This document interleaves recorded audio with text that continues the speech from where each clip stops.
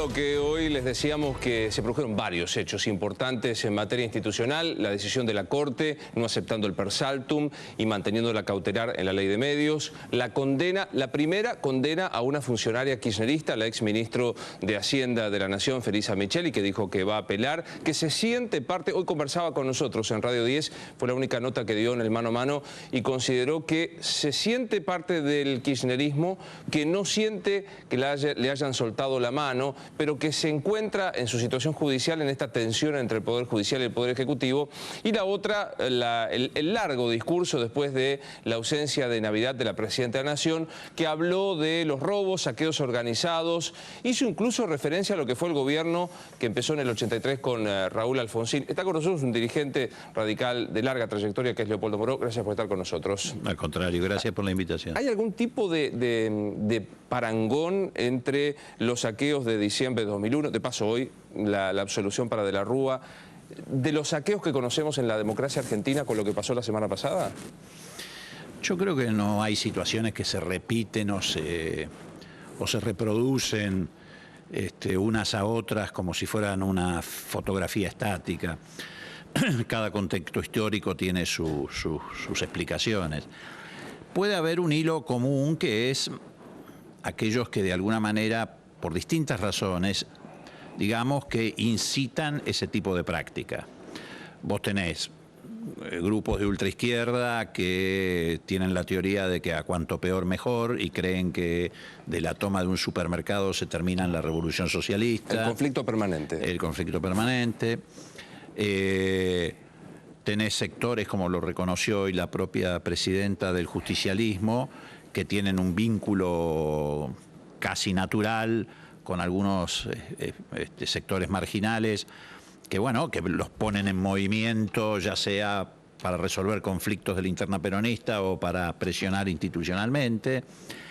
En estos últimos episodios pareciera que ha habido una participación bastante activa de sectores vinculados al narcotráfico, al delito común, que pretenden ganarle espacio a la presencia del Estado, a veces jugando a ser Robin Hood.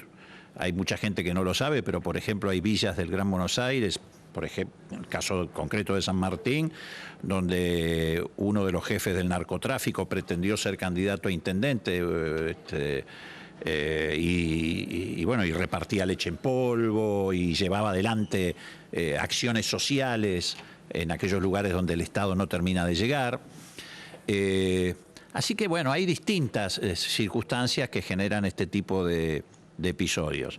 Por supuesto, siempre en un contexto que es caldo de cultivo. Ahora digo, también cuánto hay de victimización de un gobierno que todo lo ve como una intención destituyente cuando hay focos de pobreza, de exclusión. Yo no digo que no haya habido incentivo, pero digo, en San Carlos de Bariloche hay sectores muy excluidos. Sí, naturalmente. En la zona de Los Altos, en el Gran Rosario, que conozco muy bien, también lo hay, y que genera este tipo de reacción. Bueno, a ver, suponer que en la Argentina no existe pobreza es no vivir en este país, obviamente que existe. Ahora, por eso yo digo que hay distintos contextos históricos. Hay momentos en que puede haber faltado alimentos. Contextos inflacionarios o fuertemente inflacionarios, o falta de efectivo, de dinero, como fue el Corralito de Cavallo, generó hasta reacciones de la clase media. Es decir, los saqueos en el gobierno de la Rúa empezaron al día siguiente de la gran manifestación espontánea de clase media que marchó a la plaza a repudiar el estado de sitio. Sí. Por eso digo, hay factores que en cada caso juegan un papel o un rol diferente. Efectivamente, acá hay un caldo de cultivo. Yo, por ejemplo, es muy primario lo que voy a decir porque no lo tengo comprobado científicamente, pero en estos saqueos uno veía mucha gente joven, a diferencia de los del 2001, donde se veían mujeres, gente adulta, etc. Bueno, ahí hay un problema, ahí hay 900.000 chicos, de los cuales 450.000 aproximadamente están en el Gran Buenos Aires, que no estudian ni trabajan y forman parte de esto que se ha llamado o se denomina los niní. Bueno, eso es un caldo de cultivo y ahí hay un desarrollo del narcotráfico importante, en fin. Ahora, que ha habido un disparador, sí, y hoy la propia presidenta también admitió que lo hubo en los saqueos del gobierno de Alfonsín y lo hubo en el 2001, pero son la combinación de factores. Hoy cuando la veía la Presidente, yo tenía la impresión que era una Presidente que seguía pensando más allá del término de su mandato. ¿Le pareció lo mismo? ¿Le parece que va por la reelección la Presidente? Mira, yo voy a responderte con algo que pasó en el bloque anterior. Creo que fue Martín Ocampo el que dijo, bueno, se está discutiendo sobre algo que no existe. Digo, yo no quiero ingresar en esa discusión. En primer lugar, porque nunca manifestó la presidenta su voluntad de ir por la reelección. En segundo lugar, porque es algo que está prohibido por la Constitución.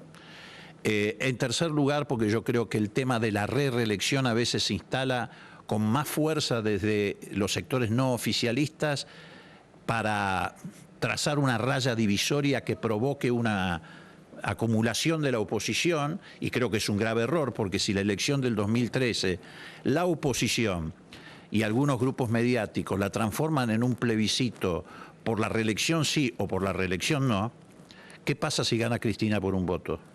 Bueno, que yo quería decirle que más allá de que la oposición efectivamente solo encuentra cómo encolumnarse en este tipo de cuestiones, claro, el Cristina eterna y el Kunkel seguiremos... Sí, por eso yo prefiero discutir qué hacemos con la educación, cómo vamos a abordar el problema de la falta de competitividad de la economía argentina, qué hacemos con la política de transporte. Es decir, yo trato de que la agenda no me la pongan los que tienen una cuestión de intereses con el gobierno nacional. Yo creo que la agenda la tiene que poner la propia política. Por eso yo tengo una mirada que tiene que ver con mirar la realidad con los dos ojos, no con un ojo tapado. Y cuando miro la realidad con los dos ojos, digo, bueno, hubo avances en este proceso que se inició en el 2003, que uno puede compartir, la renovación de la Corte, el canje de deuda, la estatización de las AFJP, el rechazo al ALCA, por lo menos puede compartir desde una mirada radical, ¿no? Ahora, ¿esto significa que el gobierno ha hecho todas las cosas bien? Definitivamente no. Digo, la inflación, la inseguridad, el vamos por todo. Entonces tenemos... el tema de la reelección yo creo que está dañando más a la oposición que al oficialismo, porque es la oposición recogiendo esta consigna que alguien largó para juntar a todos contra el gobierno, el que está cayendo en la trampa de ir a una elección plebiscitaria en favor o en contra de la reelección. Y vuelvo a plantearte la cuestión. Si gana el Frente para la Victoria, aunque sea por un voto, ¿qué pasa? Ganó la reelección. Entonces, ¿para qué vamos a discutir lo que hoy no existe y además, por lo menos, de mi agenda no forma parte? ¿Cuál cree usted que es la peor deuda que tiene hasta ahora el gobierno nacional? Bueno, yo creo que la sociedad argentina avanzó mucho en inclusión, pero poco en igualdad. Me parece que es bueno que hayamos avanzado en inclusión, por ejemplo, bueno, con millones de personas que recuperaron puestos de trabajo, con personas que se pudieron insertar en el sistema de la seguridad social. Ahora, también es cierto que todavía queda mucho por hacer. Estos chicos que no estudian ni trabajan, me parece que hay que trabajar fuertemente para que los jubilados de la mínima, aunque sean los de la mínima, tengan el 82% móvil. Que son 7 de cada 10, 7,5 de cada 10. Muy bien, me parece que es de justicia que los de la mínima tengan el 82. Por otra parte, sería demagógico que yo diga que el 82 tiene que ser para todos, porque tal vez no se podría financiar. Pero bueno, en el caso de los de la mínima me parece que es de justicia. En fin, queda mucho por hacer en la Argentina, pero creo que hay que hacerlo con una mirada constructiva. Mirá, a mí me ocurre mucho en la calle que la gente me para, infinidad de gente, y te dice...